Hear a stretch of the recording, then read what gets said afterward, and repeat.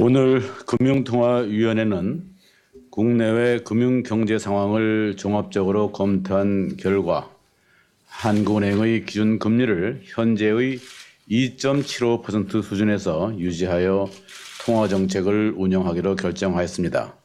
이제 그 배경과 향후 통화정책 방향 등에 대하여 설명드리겠습니다.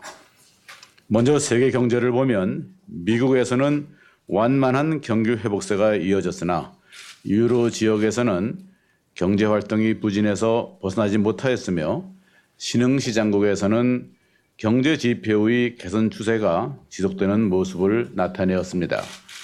국제금융시장은 주요국의 경제 지표 개선과 양적 완화 정책 등에 힘입어 안정을 지속하였습니다. 글로벌 주가가 전월에 이어 상승하였으며 스페인, 이탈리아 등 유로지역 국가채무위원 국가의 국채 금리 및 CDS 프리미엄은 이들 국가의 국채 발행이 원활하게 이루어지면서 하락하였습니다. 금융통화위원회는 앞으로 세계 경제가 완만한 회복세를 이어갈 것으로 예상하나 유로 지역의 재정 위기, 미국의 재정 긴축 등과 관련한 불확실성이 사라지지 않고 이것이 세계 경제 성장의 하방 위험으로 남아있다고 판단하고 있습니다. 국내 경제를 보면 수출이 대체로 양호한 가운데 투자는 증가하였으나 소비가 감소하여 성장세가 미약한 수준을 지속하였습니다. 1월 중 수출은 정월 대비로는 큰 폭 증가한 반면 일평균 기준으로는 전월보다 축소되었으며 영업 일수 및 계절 요인을 감안할 경우 완만한 회복세가 이어지고 있는 것으로 판단하고 있습니다. 내수 측면에서는 지난해 12월 중 설비 및 건설 투자가 특이 요인이 가세하여 큰 폭 증가하였으나 소매 판매가 이상 한파로 인한 소비 활동 위축 등으로 감소하였습니다. 앞으로 국내 경제는 유로 지역의 경제 활동 부진 등에 따른 세계 경제의 더딘 회복세 등으로 마이너스의 GDP 갭이 상당 기간 지속될 것으로 예상하고 있습니다. 1월 중에 소비자 물가 상승률과 농산물 및 석유를 제외 근원 인플레이션율은 각각 1.5%와 1.2%로 전월과 유사하게 낮은 수준을 기록하였습니다. 앞으로 소비자 물가 상승률은 수요 압력 약화 등으로 당분간 낮게 유지될 것으로 전망하고 있습니다. 한편 1월 중 주택 매매 가격은 수도권에서는 하락세를, 지방에서는 상승세를 이어갔습니다.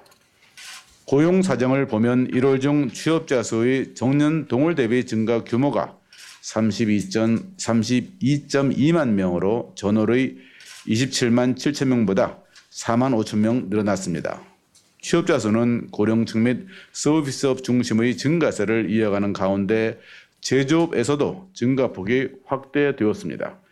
금융시장에서는 외국인 증권 투자 자금 유출 등으로 주가가 하락하고 환율이 상승하였으며 장기시장 금리는 낮은 수준에서 비교적 좁은 폭의 등락을 보였습니다. 한편 2월 12일 북한 핵실험의 금융시장에 대한 영향은 미미하였습니다. 금융통화위원회는 이와 같은 국내외 금융경제 상황을 종합적으로 검토한 결과 이번 달에는 기준금리를 현 수준으로 유지하기로 결정하였습니다. 금융통화위원회는 앞으로 해외 위험 요인 및 우리나라의 지정학적 위험과 이에 따른 금융경제 상황 변화를 면밀하게 점검하고 인플레이션 기대 심리를 낮추도록 계속 노력하는 한편 저성장 지속으로 성장 잠재력이 훼손되지 않도록 하는 가운데 중기적 시기에서 소비자 물가 상승률이 물가 안정 목표 범위 내에서 유지되도록 통화정책을 운영해 나갈 것입니다. 오늘 한국은행 기준금리를 현 수준에서 유지하기로 한 금통의 결정은 만장일치가 아니었습니다. 자세한 내용은 약 2주 후 공개되는 의사록을 참조해 주시기 바랍니다. 네, 지금부터 질문을 받겠습니다. 질문을 하실 때는 소속과 성명을 말씀해 주시면 감사하겠습니다. 네, 한국경제신문 서정원 기자입니다. 지난 두 차례 금통위 결정 과정에서 금통위에서는 총재님께서는 더 이상 경기가 나빠지진 않을 것이라고 예상을 하셨습니다. 이번 금리 결정에 있어서 경기에 대한 판단이 바뀌신 게 있으신지요? 그리고 이번이 금리가 4개월째 동결인데요. 이로 인해서 작년 7월 이후 이어온 금융 완화 기조가 어느 정도 일단락되고 있다고 봐도 되는 것인지 궁금합니다. 더불어 만약에 경기 회복 속도가 기대에 못 미칠 경우 추가로 금리를 인하할 가능성은 여전히 열려 있는지 궁금합니다. 예, 서정원 차장께서 지금 세 가지 질문을 주셨는데 하나하나 나름대로 설명드리겠습니다. 지난 기자간담회에서 경기가 더 이상 악화되지 않을 것이다라고 얘기는 했습니다만 제가 단정적으로 얘기하기보다는 저희 지금 현재 판단으로서는 적어도 그 당시에 입수 가능한 정보로서는 그렇다 말씀드리고 그 생각은 지금도 마찬가지라 이렇게 말씀을 드리겠습니다. 그렇기 때문에 이번에 기준금리를 변경하지 않았다 보시면 되겠고요. 잘 아시다시피 조금 전에 설명드린 바와 같이 소비와 투자 등이 완만한 속도나마 개선되는 추세를 보이고 있습니다. 수출도 신흥국 중심으로 해서 크게 늘어나고 있고 지난 1월 달에 수출이 11.9% 늘었습니다만 수출은 대개 잘 아시다시피 1월 달 한 달 자료를 가지고 저희가 논의하지는 않습니다. 대개 1월은 2월하고 합해가지고 평균을 나누는데 그 이유는 잘 아시다시피 설날이 언제 끼어냐에 따라 가지고 다를 수가 있기 때문에 대개 1, 2월을 합해서 나누어서 줍니다. 그래서 11.9%가 매우 높은 숫자입니다만 아마 2월 달은 그렇게는 안 될 거기 때문에 그 둘을 더해서 나누다 보면 그래도 아마 나중에 2월이 아직 안 끝났습니다만 끝나고 보면 아마 만만하나마 증가세는 이어질 것이다 이렇게 보고 있고 또 설비 투자나 건설 투자 같은 것도 12월 달 자료가 지금 있습니다만 그 전월에 비해서 매우 크게 늘어난 상황이고 아마 1월 달은 12월 같은 추세가 이어지지는 않을 것이고 아마 12월에 비해서는 조금 저조할 수 있겠습니다만 그러나 그것도 종합적으로 봤을 때 일반적으로 완만하나마 개선되는 그러한 추세를 보인다 이렇게는 판단하겠습니다. 두 번째로 아까 4개월째 이렇게 동결했다 그러는데 지금 경제 상황이 대외적인 여건이 흘러가는 것 또 대내적인 경제 상황 개선을 봐서 하기 때문에 몇 달째로 이렇게 한다 하는 것은 저희한테는 그렇게 중요한 것은 아닙니다. 이 금리를 저희가 변동을 의도적으로 할 수 있는 것은 아니기 때문에 저는 몇 달째라는 것은 크다고 생각하지는 않습니다만 금융 완화 기조가 일단락 되었다고 판단이 되느냐 하는 것에 대해서는 다시 말씀드립니다만 현재 자체도 저희는 금융 완화 기조라고 판단하는 겁니다. 그러니까 지금 추가적으로 금리를 더 내려야지 계속 완화가 되는 것이 아니라 현재도 우리 금융 기조는 긴축이라고 보기보다는 어느 정도는 완화 상태에 있는 것이다 이렇게 판단하는 걸로 답을 하겠고요. 세 번째가 추가 인하가 있느냐 이런 말씀하셨는데 매번 반복해서 말씀드리는 겁니다만 저희가 금통위를 매달 여는 이유는 그 전달에 저희가 입수 가능한 자료를 충분히 검토를 해서 그 다음 달 금통위까지 어떠한 금리 수준을 갖는 것이 좋겠냐 하는 것을 판단하는 것이다. 이렇게 여러분들도 이해하고 계실 겁니다. 그래서 현재로서는 저희 판단에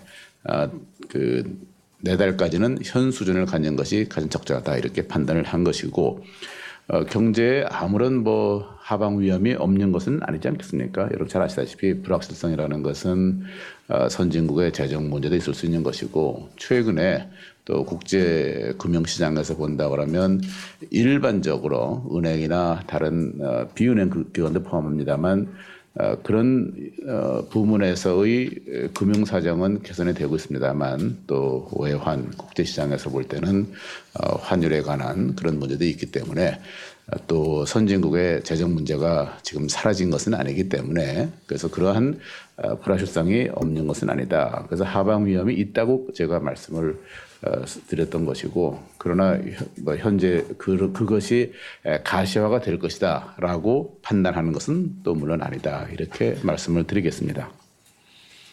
네, 다음 질문 해주십시오. 저 로이터 통신의 김세미 기자인데요. 그 G7에서 12일 날에 이제 최근에 보여진 인위적인 통화 완화 정책을 비판하는 공동서를 냈습니다. 이 공동서를 보면은 일본의 엔저 기조로 시작된 그 환율 마찰을 타겟했다고 보는데요. 그 이번 G20에서 총재님께서 일본의 이러한 기조에 대해 어떤 명시적인 언급을 하실 계획이 있으신지, 또한 최근 선진국들의 이런 통화 완화 기조에 대한 생각이 어떠신지, 그리고 최근 원엔 환율 하락이 금리에 어떤 영향을 미쳤는지 알려주시면 감사하겠습니다. 지금 마지막 질문이 금리에 어떤 영향을 미쳤다는 그러니까 하나의 경제 현상을 얘기하는 건가요? 아니면 이번에 금통위 금리 결정에 영향을 미치냐고 물어보는 건가요? 그 두 개는 다른 문제인데. 둘 다? 괜히 내가 질문을 해가지고 원래는 둘 중에 하나 있을 것 같은데. 그러니까 첫 번째 질문은 굉장히 일반화된 질문 아니겠어요? 그런데 그런 거고, 두 번째는 아마 오늘 금통이니까 의사결정할 때 고려했냐 물어보는 것 같아서 그랬는데, 표현을 그렇게 했기 때문에 정확히 하려고 그랬더니 둘 다랑 알았습니다. 제가 둘 다를 답할 수 있을지 모르겠습니다만, 첫째로 뭐 오늘 밤에 이제 떠나서 내일부터 그 G20 회의가 열리니까 거기 참석을 하게 되겠고요. 거기 가서 제가 무엇을 얘기하게 될지를 뭐 사전에 공지하고 가거나 그러지는 않습니다. 뭐 잘 아시다시피 거기서 토의되는 내용은 전적으로 비공개 원칙을 갖고 있고, 그래서 그 당시에 중요하다고 예상되는 과제는 뭐 항상 토의될 수 있다고 생각하고 있습니다. 거기서 누가 어떤 발언을 할 것이냐를 뭐 사전에 서로 알려준다든지 그렇게 하지는 않고요. 뭐 공식적인 한 나라의 의견을 낸다라면야 저희가 서류를 내면 되겠습니다만, 그런 자리는 아니고 허심탄회하게 정책을 논의하고 우리가 흔히 얘기하는 정책 공조의 가능성을 거기서 검토하고 하는 그런 자리이기 때문에 많은 얘기들이 올 것이라고 생각하고 있습니다. 그러나 제가 지금 이 자리에서 뭐 제가 무슨 얘기를 할 것이라든지 하는 것을 말하는 것은 적절하지 않다고 생각을 하고 있고요. 선진국 양적 완화를 어떻게 판단하느냐, 뭐 여러분들도 뭐 잘 아실 겁니다. 오랫동안 지금 얘기 나왔던 것이고, 경제 위기를 글로벌 금융 위기를 극복하는 과정에서 가장 많이 쓴 단어가 양적 완화인데, 저는 개인적으로 제가 국제 포럼에 다양한 형태로 참여하면서 가장 먼저 이 신흥 경제권, 뭐 한국을 꼭 신흥 경제권에 포함시킬 수는 없습니다만, 저도 선진 경제권이 아닌 나라들이 양적 완화로부터 우리가 부정적인 그 파급 영향, 영어로 이제 네거티브 스필오버 이펙트라고 얘기합니다만, 제가 가장 먼저 제기를 했던 사람인데, 그러나 그 내용을 제기하게 된 연유는 두 가지가 있습니다. 지금 이 양적 완화를 여러분들이 이해할 때 그 두 가지를 보시면 되는 것인데, 하나가 이 양적 완화라는 것이 양적 완화를 시행하는 그 나라 자국의 경제에 미치는 영향과 더불어서 전 세계 경제에 미치는 영향이 있는 겁니다. 아주 쉽게 얘기하면 지난 잭슨 홀 미팅에서 벤 버냉키 의장이 그 얘기한 것 중에 이런 것이 있습니다. 당시로서는 이제 QE 1, 2, 3라는 걸 가지고 얘기를 했으니까, 실제로 뭐 미국 사람들은 QE라는 단어를 별로 좋아하지는 않습니다. 근데 여하튼 그 당시에 미국이 취한 정책의 효과가 어떤 것이냐, 그거를 만일에 그 정책을 하지 않았을 경우하고 비교해 보니까 GDP가 그거 하지 않았으면 3% 정도 떨어졌을 것이다, 이렇게 된다는 겁니다. 그러면 그 양적 완화를 통해서 그것이 당장보다는 그 후에 자본이 들어가지고 신흥 경제권의 시장을 교란시키는 그러한 하나의 그 부정적인 영향이 있을 수가 있을 것이고, 다른 하나는 그 자본이 들어가지고 우리가 얘기하는 오일 가격이든지 아니면 국제 커머디티 프라이스, 그 상품 가격을 올려가지고 우리가 또 받는 부정적인 영향이 있을 것이고, 이런 부정적인 영향과 다른 한편에서는 우리가 거래를 하니까 미국 경제가 3%가 GDP가 만약 그 전망이 정확하다면 그 전망은 미국 연준이 한 것은 아니고 다른 학자들이 한 것을 인용한 것이었습니다만 맞다 그런다면 그 3%가 성장하지 못했을 경우에 얻는 우리의 실이 있을 겁니다. 역으로 말해서 3% 성장한 것에 득이 있을 것입니다. 이 득과 실을 비교하는 겁니다. 그러니까 만일에 이런 어떤 정책이든지 득과 실이 있기 때문에 실이 크냐 득이 크냐 하는 것이 문제인 것이지 일방적인 한쪽에 가는 건 없습니다. 만일에 양적 완화 정책을 취해서 선진국 경제가 성장하지도 못했다.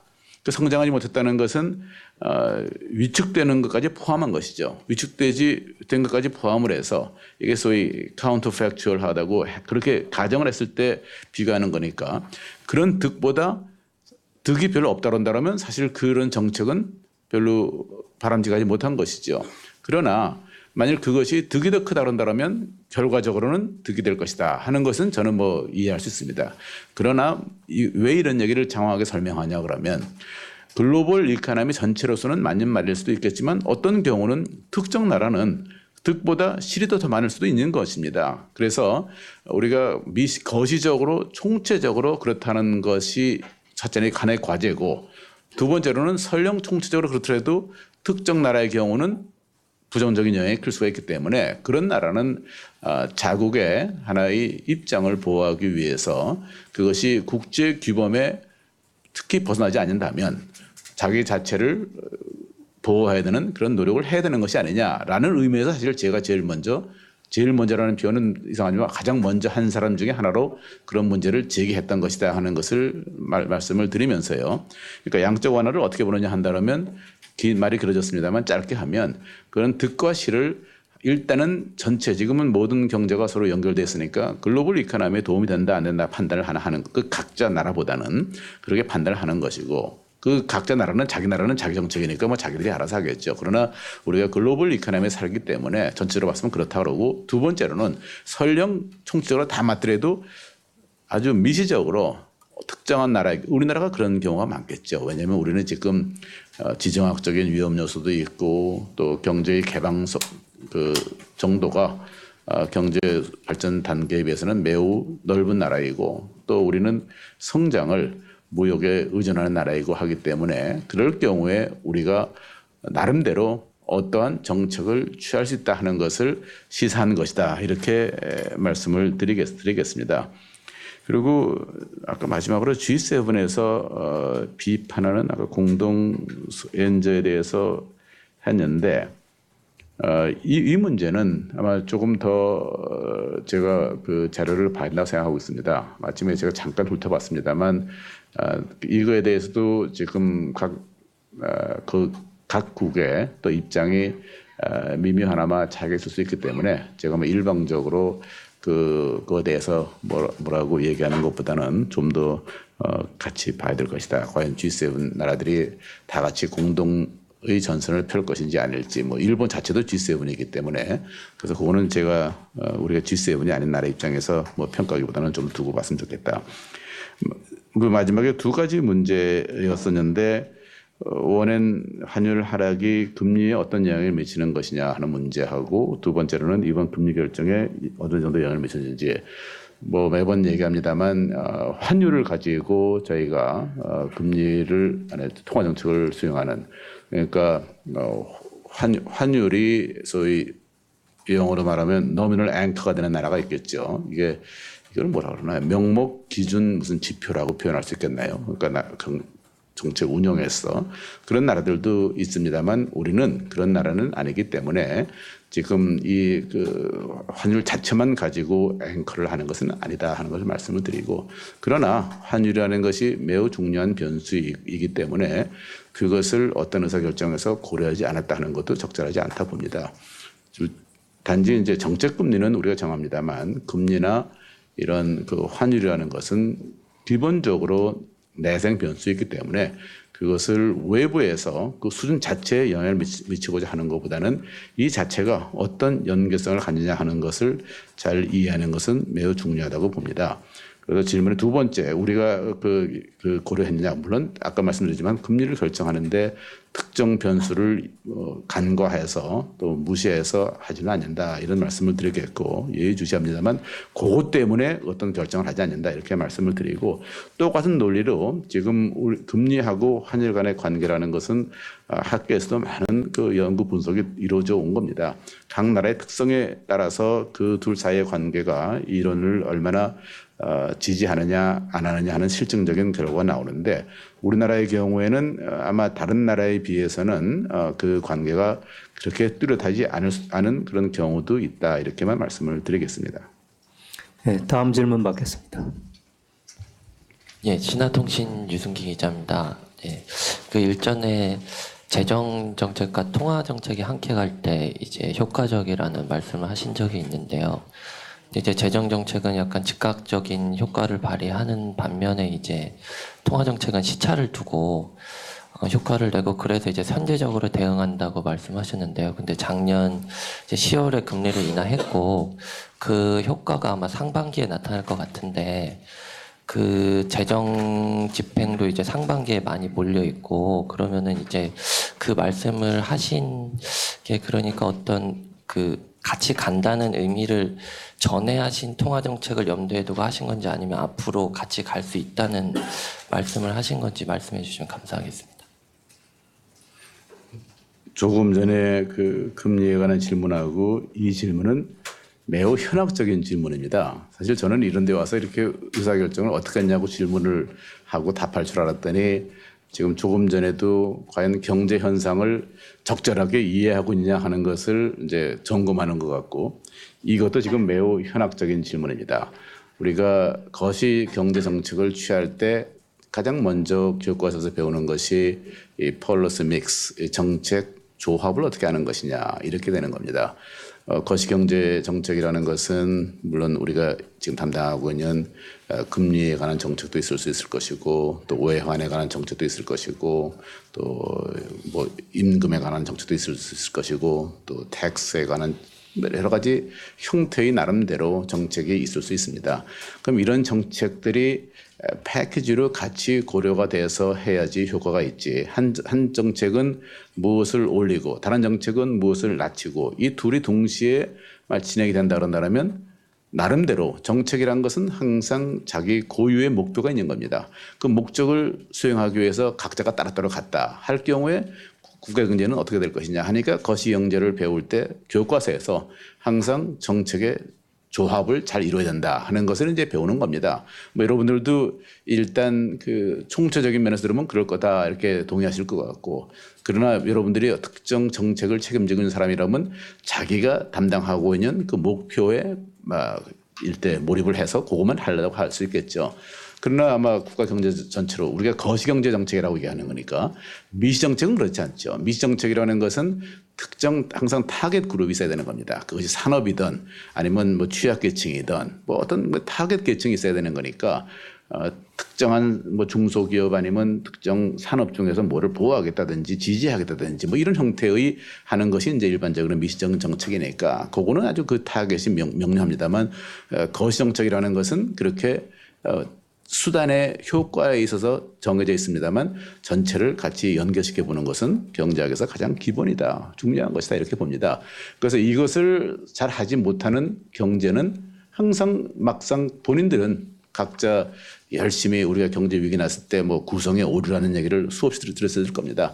각자 하나하나는 다 제대로 자기를 하는 것 같습니다만 소위 fallacy of composition이라는 것은 전체를 모아놨을 때 그것이 제대로 가지 못하는 경우가 우리 흔히 보는 겁니다. 그래서 그러니까 한 국가 경제 운영에서는 이런 조합이 필요한 것이다 그런 얘기고, 지금 질문의 요지는 뭐냐 그러면 매우 어려운 질문인데, 정책 시차가 이 통화 정책은 선제적으로 하라고 합니다. 그리고 재정 정책은 지금 좀 더 단기간에 효과를 낼 수 있다. 이러니까 마치 선제적으로 하려고 그러면 아까 그 유성기 기자가 얘기했듯이 몇 개월 전에 뭐 6개월 전에 한 통화 정책과 이번에 재정 정책이 같이 가야 되는 것이 아니냐, 아마 이런 질문을 하는 것 같습니다.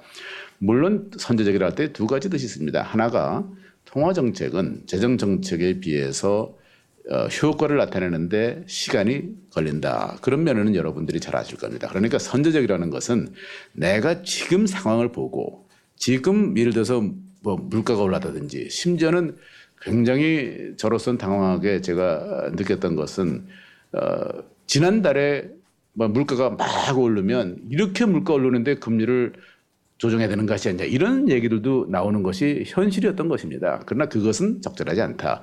선제적이라는 것은 적어도 통화정책을 담당하는 사람은 앞으로 6개월, 1년 후에 한국이 어떻게 변할지를 알고 그것을 바탕으로 해서 정책을 취해야 되고 또 통화정책이라는 건 조금 전에 말씀드렸듯이 시간이 걸리기 때문에 그렇게 하는 것이 올바른 타이밍이다 하는 그런 의미에서 소위 선제적으로 정책을 취하라는 얘기고 정책 조합을 취하라는 것은 방향이 같은 방향으로 가야지 서로 다른 방향으로 가기 시작하게 된다 그러면 굉장히 어렵다. 그런 얘기를 하는 겁니다. 그러니까 정책 조합이라는 것은 우리가 조화를 이루어야 된다 하는 거하고 마찬가지인데 그런 면에서 둘 사이에 소위 조화를 이루어서 같이 가는 것은 필요한 것이다. 그러니까 통화 정책과 뭐 재정 정책이 서로가 서로를 대체할 수 있는 것이 아니기 때문에 서로가 보완적인 관계를 가져야 되기 때문에 한 국가의 경제 운영 방향에서 서로 협의를 해서 효과를 극대화시키는 것이 좋다. 이렇게 얘기를 하는 겁니다. 그러면 이제 아마 속마음에 여러분들이 질문하셨지만 그럼 뭐가 뭐를 하나가 지배하고 하나가 잃어버리는 것이 아니냐 이런 이제 질문이 금방 뒤따라옵니다만 그러나 무엇이 잃고 아니고 하는 것보다는 한 국가의 경제 방향을 가는 데서는 서로 정보를 공유하고 해서 같은 좋은 방향으로 경제가 움직이도록 만드는 것이 필요하기 때문에 이러한 의미에서 정책 조합을 선택을 잘하고 정책 간의 조화를 이루는데 많은 신경을 써야 된다. 이런 것을 강조하기 위해서 얘기했다. 이렇게 말씀드리겠습니다. 네, 다음 질문 받겠습니다. 예, 안녕하십니까. 매일경제 전범주 기자입니다. 저 질문 간단히 세 가지 드리겠는데요. 2012년부터 화폐 유통 속도가 계속 떨어지고 있는 모습을 보이고 있는데요. 화폐 유통 속도가 떨어지면 방금 이제 우리 완화 금융 정책을 지금 펴고 있다고 하셨지만 펴더라도 돈이 잘 돌고 있지 않다는 얘기인데 여기에 대해서 뭐 유동성 함정 빠질 수도 있다라는 지적도 있는데요. 여기에 대해서 어떤 좀 대책을 가지고 계신지 궁금하고요. 그리고 저 두 번째로 재정 정책이랑 통화 정책은 같이 가야 된다라고 말씀하시면서 이제 시장에서는 금리 인하나 뭐 이런 결정을 할 때도 새 정부가 들어와서 좀 거기서 어떤 정책을 펴는지 재정책을 펴는지를 같이 보면서 해야 되는 거 아니냐 타이밍을 좀 맞추는 거 아니냐라는 또 의견도 있는데요. 거기에 대해서도 말씀 부탁드리겠고요. 그리고 신년 초에 금리 정책 이외에 효율적인 다른 정책 수단을 통화 정책 수단을 연구하고 강구하겠다라는 말씀을 하신 적이 있는데 지금 금리가 계속 동결되고 있는 상황에서 어떤 금리 결정의 다른 수단에 대해서도 연구가 계속 진행되고 이루어지고 있는지 그 상황을 좀 듣고 싶습니다. 이제는 뭐 질문 하나 하는 분은 한 분도 안 계시고 최소한 둘 아니면 세 개를 하는데 하여튼 보시죠. 제가 이 아주 어려운 질문입니다. 첫 번째가 통화 유통 속도를 얘기하시는 건데 뭐 통화 유통 속도라는 거는 여기 계신 분들이 되게 잘 알겠지만 이제 명목 GDP에 비해서 M2가 어느 정도로 이제 변하느냐 뭐 이렇게 해가지고 일반적으로는 이제 M2를 명목 GDP 나눠가지고 역수를 보는 거니까 그러니까 역수를 보니까 그냥 명목 GDP를 이제 M2로 나누는 그걸 가지고 여러분들이 이제 판단해 보시면 되는 겁니다. 이것이 2012년부터 낮아졌다 그럽니다만 뭐 11년에 더 높았었고 이제 저희가 이제 금융시장부에서 받아본 자료에 보면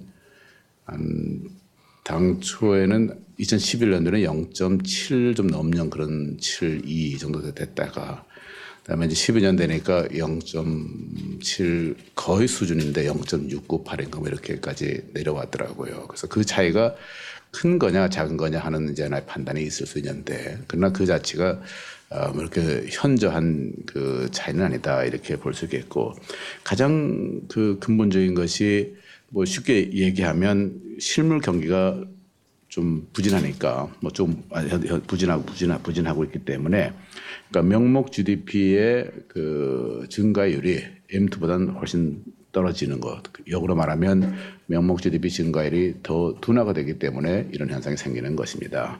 뭐 명목 GDP 둔화라는 건 실물 경기가 제대로 잘 활발하게 이루어지지 않기 때문에 대출 수요가 당연히 뭐 줄겠죠. 또 이렇게 경기가 조금 어려우면 은행 입장에서는 이 신용 위험에 대해서 대처를 해야 되기 때문에 그러한 요인들이 다 겹쳐가지고 이러한 현상을 지금 이루어지고 있다 이렇게 보고 있습니다.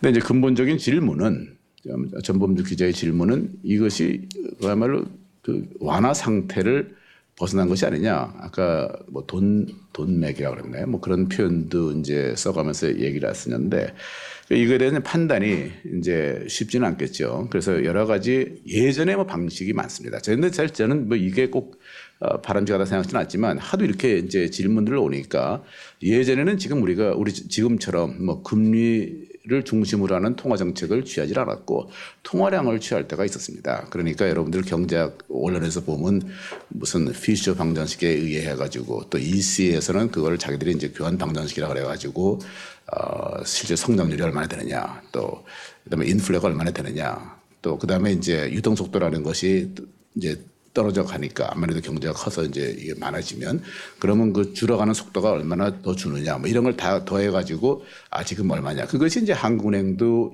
어느 나라 중앙은행도 마찬가지입니다만 통화량 위주의 정책을 취했을 때는 예전에 항상 그렇게 계산을 했습니다. 제가 이제 연구를 할 때도 항상 그런 식으로 해서 올해 성장률이 얼마 되고 뭐 되니까 아마 중앙은행에서 이번에는 통화량을 얼마나 뭐 낼 것이다 해서 그것이 빠르냐 안 빠르냐. 제일 어려운 거는 유동 속도가 과연 어떻게 그 변하느냐 하는 것을 아는 것은 물론 더 어렵고요. 뭐 이런 겁니다. 그래서 질문이 나왔기 때문에 우리 이제 그 담당자들이 이런 거를 분석한 것을 바탕으로 해서 판단해 보면 이러한 방식에 의해서 나오는 숫자라는 것도 지금 우리가 조금 전에 제가 얘기한 통화 이동 속도에 비해 보면 그 당시에 통화량 위주의 정책을 취했을 때의 그 수치보다는 지금이 높은 겁니다. 그러니까 다시 말해서 수송소가 떨어지고 있다 하는 것은 아까 얘기한 그 숫자 여러분들이 판단하시면 0.723에서 0.698이 크냐 아니냐 떨어지고 있다는 것은 떨어지는 추세지만 그러나 그 숫자 자체가 증가율을 봤을 때 지금 M2 증가율 같은 것을 봤을 때 지금 우리가 이런 EC 방정식 같은 걸로 하면 4% 나오니까 그 지금은 그보다 훨씬 높은 거거든요. 그러니까 지금 이 자체가 완화가 아니다라고 얘기하는 것은 적절하지 않다. 뭐 최근에는 이제 실질 머니 갭률 여러분들한테 제가 GDP 갭을 얘기하듯이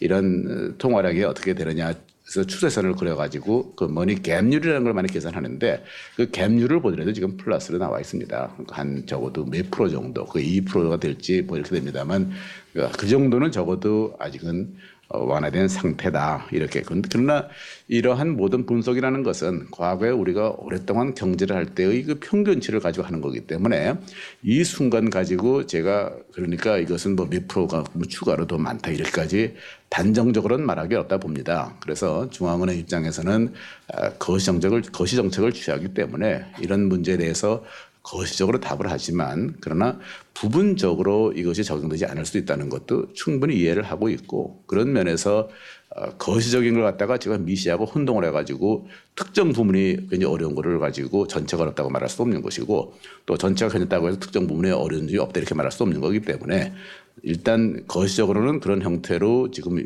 완화가 된 상태에 있다는 것을 일단 한번 말씀을 드린 다음에 그러나 부분적인 문제에 대해서는 저희가 시장을 매우 주시해서 잘 보고 있겠다 이런 말씀을 드리고 두 번째는 지금 새 정부 들어오니까 중앙은행이 무슨 타이밍 맞추려는 것이 아니냐 뭐 이런 얘기를 하는 겁니다. 제가 그러니까 예를 들어 정책이라는 것이 정책 조합을 이뤄야 되고 또 정책 간의 조화를 이뤄야 된다는 얘기를 하니까 그럼 새 정부가 들어와야 되니까 기다리는 거 아니냐. 그리고 그거는 어떤 면에서는 그렇게 주장할 수도 있겠습니다만 저희가 그러기 때문에 역으로 말하면 현재 어떤 의사결정을 해야 되는데 그것 때문에 늦춘다. 이것은 아니다. 이렇게 말씀을 드리겠습니다.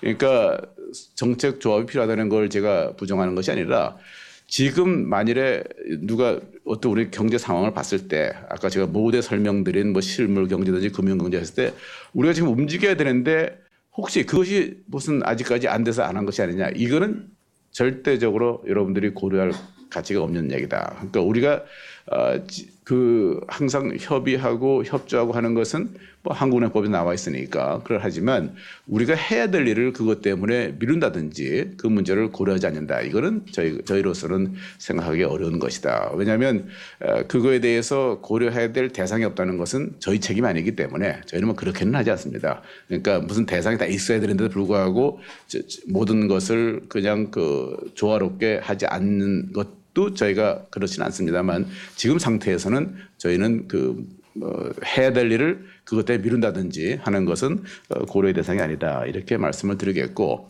세 번째는 뭐 답은 할 수 있습니다만 처음에 계속 동결했기 때문에 한다. 그러면 지금 전범주 기자는 항상 이게 뭐 왔다 갔다 해야지 괜찮은 건 줄 알고 있는데 지금 한번 밖을 한번 보십시오. 지금 어떤 상태에 있는 것인가. 제가 국제 공조라는 걸 많이 읽고 지금 특히 이 모니터리 통화 정책의 국제 공조라는 것은 매우 새로운 과제인 겁니다. 왜냐하면 통화 정책은 우리가 여러분들이 해서 제가 뭐 기자분들을 얘기하는 건 아니고 일반적인 사람들이 통화 정책이라는 것은 어디서 배운 정책이냐. 대개의 경우에 뭐 미국이나 유럽에서 많이 개발된 정책을 많이 배워왔던 것입니다. 그래서 통화 정책을 했었고 통화 정책을 지금까지 해왔을 때의 기본 생각은 각 나라의 국내적인 요인을 바꿔가지고 가장 최적의 대안을 찾으면 그것이 국가적으로 도움이 됐다 하는 것이 통화정책의 기본이었던 것입니다. 그러니까 통화정책 하는 사람이 국제적인 영향을 봐가지고 같이 국제 공조를 해서 정책을 취하는 것에 효과가 더 컸다라고 과거에는 보지 못했다 그런 얘기입니다. 그러나 지금 글로벌 금융 위기 이후에는 그렇지 않습니다. 지금 우리가 여러분들이 G20에서 뭐 리밸런싱이라는 단어를 많이 들었을 겁니다. 뭐 미국과 중국 간의 이 소위 흑자와 적자 간의 문제를 어떻게 해서 재조정하느냐. 그 실물 경제 들었습니다만 지금은 이 모니터리 폴리시, 이 통화 정책도 리밸런싱의 문제가 제기되는 겁니다. 지금은 통화 정책도 소위 국제 공조라는 것이 매우 중요하고 왜 그러느냐? 아주 쉽게 얘기하면 어느 나라 중앙은행이든지 다른 나라 중앙은행이 하는 것을 보지 않을 수가 없는 것이고 그거에 따라 가지고 저희 자본이 움직이기 때문에 그것을 안 보고 자기 혼자서 결정한다. 이것은 매우 부적절한 판단이기 때문에 그렇다. 이렇기 때문에 지금은 통화 정책도 국제 공조가 필요하다 하는 것에 대해서는 이견이 없는 겁니다. 그럼 뭐 나는 안 하겠다 하는 것은 상관이 없지만 안 하겠다 하는 것이 옳은 것은 아니다. 이렇게 말씀을 드리겠습니다.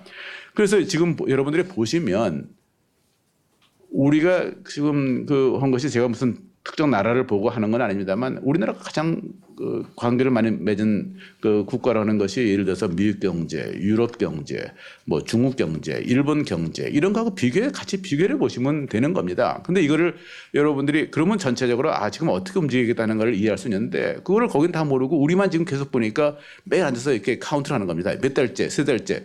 그것은 내가 볼 때 제가 무슨 뭐 그거에 대해서 나쁘다는 게 아니라 그렇게 이제 토론을 하기 시작하면 부적절한 대응이 나올 수 있기 때문에 그거는 제가 뭐 별로 고려의 대상이 아니다 이렇게 말씀을 드리겠고 효율적인 수단이 있냐 없냐 뭐 하는 법이 개정돼 가지고 저희한테 많은 수단이 주어져 왔습니다. 여러 번 공표를 했던 사안들이고 그런 것은 언제 어떻게 쓸 것이냐 하는 거에 대해서 저희가 법이 바뀌었기 때문에 그 수단을 가지고 앞으로 계속 활용하는 방법을 검토를 하고 있는데 언제 어떻게 쓸 것이냐 하는 것은 쓸 때 돼서 그때 말씀을 드리도록 하겠습니다.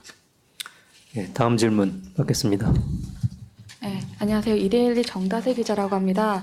저희 새 정부 들어서 인수위에서 복지 관련해 가지고 여러 가지 재원 마련에 대해서 얘기가 나오고 있는데요. 추경 가능성도 배제하지 않는 걸로 알고 있습니다. 그렇게 되면 이제 민간에서 자본을 끌어다 쓰는 걸로 돼가지고 재정의 구축 효과가 좀 우려가 될 수 있다고 생각을 하는데요.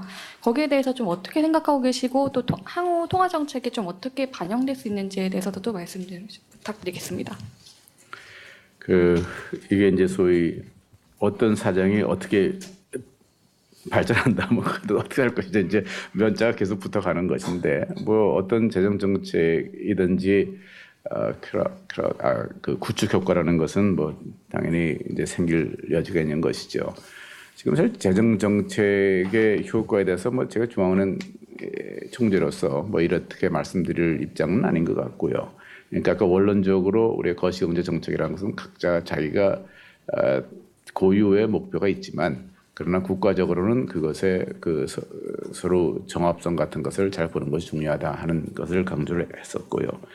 그래서 보면 지금 그런 효과가 발생할 것이냐 아닐 것이냐, 뭐 어느 정도 발생할 것이냐 물어보시는 게 아마 더 적절할 겁니다. 그러나 왜냐하면 그게 실증적인 문제이지 뭐 그런 효과가 구축 효과가 생길 것이다, 생기지 않을 것이다 하는 것을 얘기하는 것은 뭐 저로서는 뭐 별로 적절하다 생각지는 않고 있고, 단지 그러려 그러면 그 어떤 형태의 소위 그 재정 뭐 추경을 한다든지 뭐 등등 한다 그러면 그런 재정 정책이 벌어질 것이냐에 달려 있을 겁니다. 그래서 그렇기 때문에 경제 분석에서 가장 어려운 것이 재정 정책의 승수 효과라는 것입니다. 재정 정책의 승수 효과를 이해하는 것이 실증 분석을 하더라도 사람마다 굉장히 큰 그 베리에이션을 가지고 있습니다. 그래서 그것이 왜 그러냐 그러면 재정 정책이 그 타겟을 목표로 하는 그런 내용에 따라 가지고 효과가 다를 것이기 때문에 그렇다 이렇게 말씀을 드리겠습니다. 그래서 일방적으로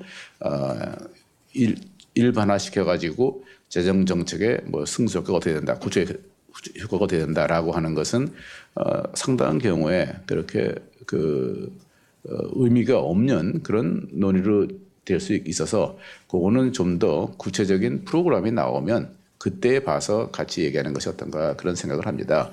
뭐 통화정책은 통화정책 나름대로 우리가 지향하는 그 목표가 있는 것이기 때문에 그것이 각자 자기가 독립적으로 의사결정을 한 후에 그 다음에 어떤 조화를 어떻게 가느냐 하는 것들은 같이 아까 말씀드렸듯이 고려해 볼 수 있겠습니다만, 그러나 저희한테 주어진 맨데이트가 통화정책을 담당하는데 다른 정책 때문에 통화정책 그 의사결정에 뭐 다른 어떤 그 결과를 나타낸다든지 뭐 이런 거는 뭐 현재로서 제가 말하고 싶은 그런 내용도 아니고 실제로는 그렇게 되지는 않지 않나 이렇게 생각을 하고 있습니다.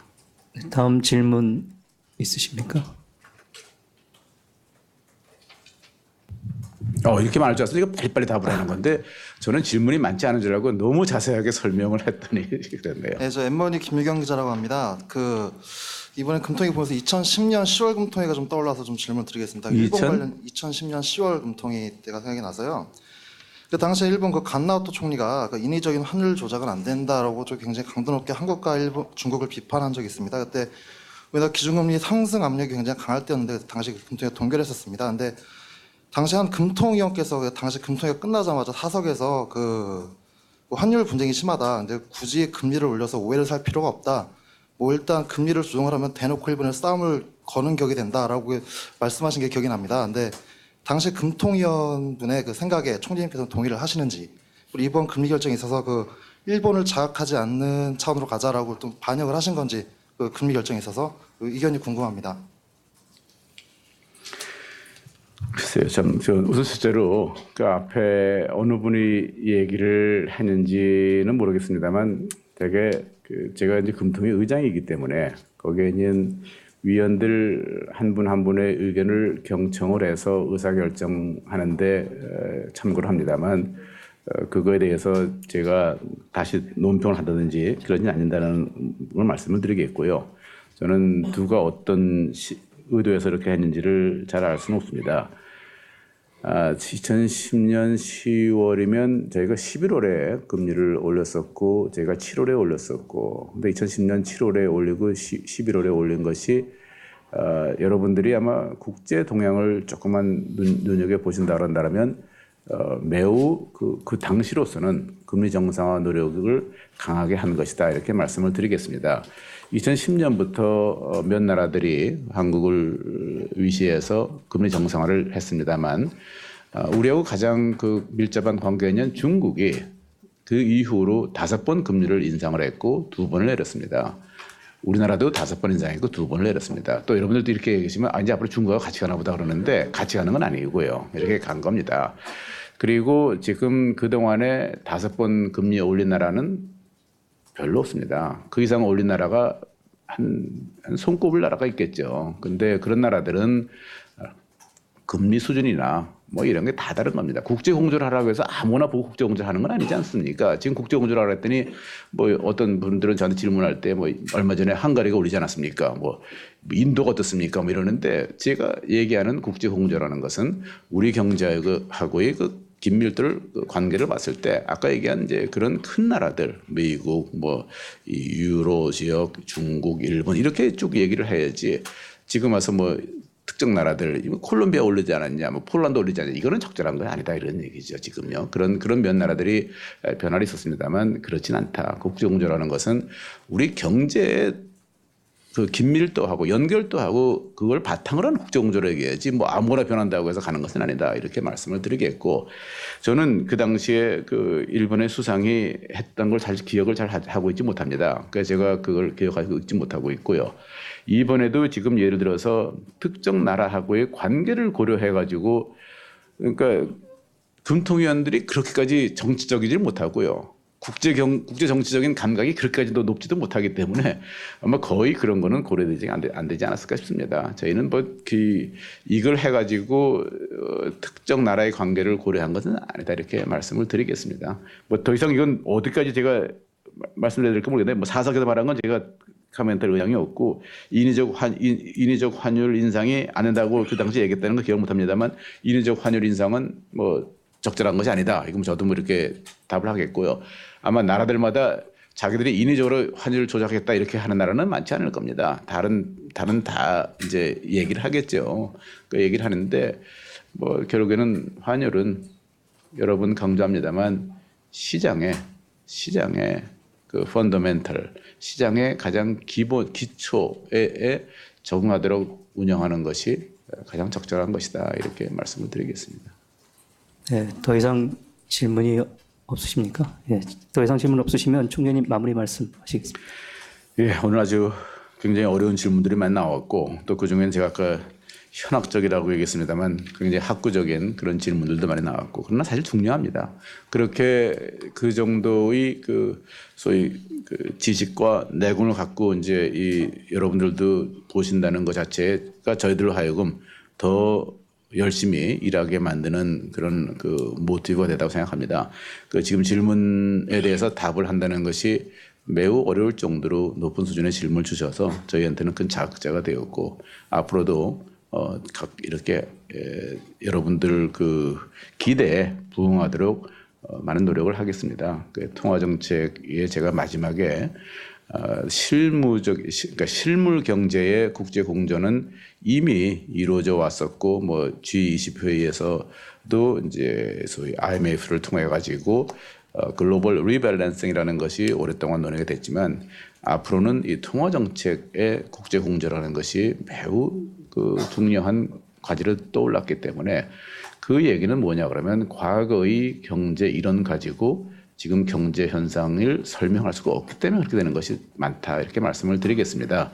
여러분들 중에서도 전에 금리 정상을 얘기할 때 항상 테일러 룰에 의해 가지고 막 물어보시는데 지금은 어느 나라든지 그걸 가지고 그 결정하기는 어려운 것이 전체적으로 글로벌 금융 위기인데 그거를 잊어버리고 소위 일반적인 평시에 적용되는 그런 걸 가지고 자꾸만 지금 질문한다는 것은 첫째로 시각이 너무 국내적인 시각, 여러분들이 지금 국제적으로 얼마나 금융위기다 하는 것에 대한 인식이 낮기 때문에 그럴 수도 있겠고 또 두 번째로는 예전에 알고 있던 그 이론을 잠깐 여기다가 적용하려고 하기 때문에 어렵기 때문에 저희로서의 큰 중앙은행으로서의 괴로움이 저희가 알고 있던 그런 지식을 가능한 한 현재로서는 잊어버리고 지금 이 글로벌 금융위기에서 급변하는 환경에 우리가 우리의 시각을 맞추고 거기서 나오는 정보를 놓치지 않는데 매우 저희도 신경을 그야말로 곤두세워서 일을 하고 있다는 이렇게 말씀을 드리겠습니다.